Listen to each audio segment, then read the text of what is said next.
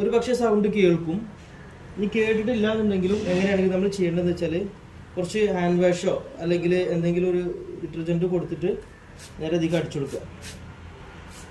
അപ്പോൾ ഏതിലൂടെയാണ് ലീക്കിങ് വരുന്നത് കാണാൻ പറ്റും. ഇത് അവിടെ ലീക്കിങ് വരുന്നുണ്ട്. ജസ്റ്റ് ഒന്ന് അടിച്ചു നോക്കും.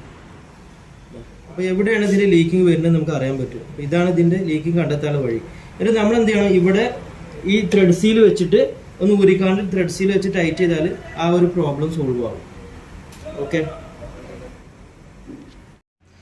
നമ്മുടെ ഈ സിലിണ്ടറിൽ ഫ്ലോ മീറ്റർ കണക്ട് ചെയ്യുമ്പോൾ നമ്മൾ ശ്രദ്ധിക്കേണ്ട ഒരു കാര്യമാണ്, സ്വാഭാവികമായിട്ടും ലീക്കിങ് വരാറുണ്ട്.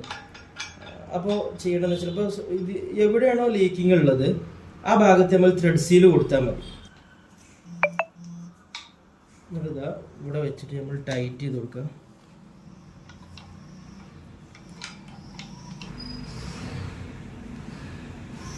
എന്നിട്ട് നമ്മൾ ഈ സ്പാനർ ഉപയോഗിച്ച്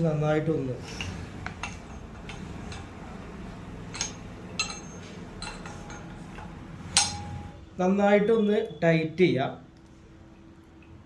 ഇവിടെ ടൈറ്റ് ചെയ്തതിന് ശേഷം നമ്മൾ ശ്രദ്ധിക്കേണ്ടത് ഇവിടെ ക്ലോസ് ആണെന്ന് ഉറപ്പുവരുത്തുക. അപ്പോൾ ക്ലോക്ക് വൈസ് ഡയറക്ഷനിൽ തിരിച്ചാൽ ഇത് ക്ലോസ്ഡ് ആയിരിക്കും. ഇത് ക്ലോസ് ചെയ്തില്ലെങ്കിൽ ഒന്നായിട്ട് പ്രഷർ വന്നിട്ട് ഇത് ലീക്കായി പോകാൻ ചാൻസ് ഉണ്ട്. അപ്പോൾ ഇത് ക്ലോസ് ചെയ്തതിന് ശേഷം നമ്മൾ ഈ കീ ഓപ്പൺ ആക്കി കൊടുക്കുകയാണ്. കീ ജസ്റ്റ് ഇങ്ങനെ വെച്ചിട്ട് കൈ കൊണ്ട് ഇങ്ങനെ ജസ്റ്റ് തട്ടി കൊടുത്താൽ മതി. നമ്മളിത് മെല്ലെ ഇപ്പോൾ ഇവിടെ മീറ്ററിൽ നമുക്ക് കാണാൻ കഴിയും ഇതിൽ എത്രത്തോളം പ്രഷർ ഉണ്ട് എന്നുള്ളത്. എന്നിട്ട് മെല്ലെ നമ്മൾ തുറന്ന് കൊടുത്തു കഴിഞ്ഞാൽ ഇതാ ഇതിൽ ബബിൾ വരുന്നതുകൊണ്ട് ഇവിടെ നോബ് ഇങ്ങനെ പൊന്തി വരും. അപ്പോൾ നമുക്ക് എത്രയാണ് അളവ് വേണ്ടത്, ഇപ്പോൾ 2 ആണെങ്കിൽ 2-ൽ, ഇതിന് ഏറ്റവും താഴത്തെ ലെവല് 2-ലാക്കിയിട്ട് നേരെ കൊടുക്കുക.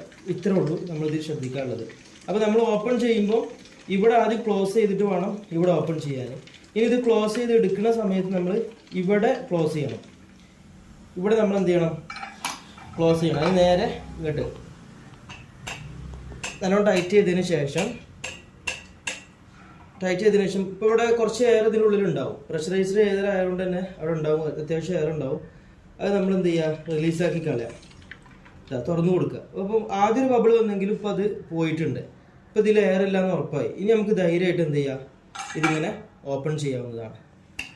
ഇതിങ്ങനെ തുറന്നിട്ട് നമുക്കിത് പുറത്തേക്ക് എടുക്കാം.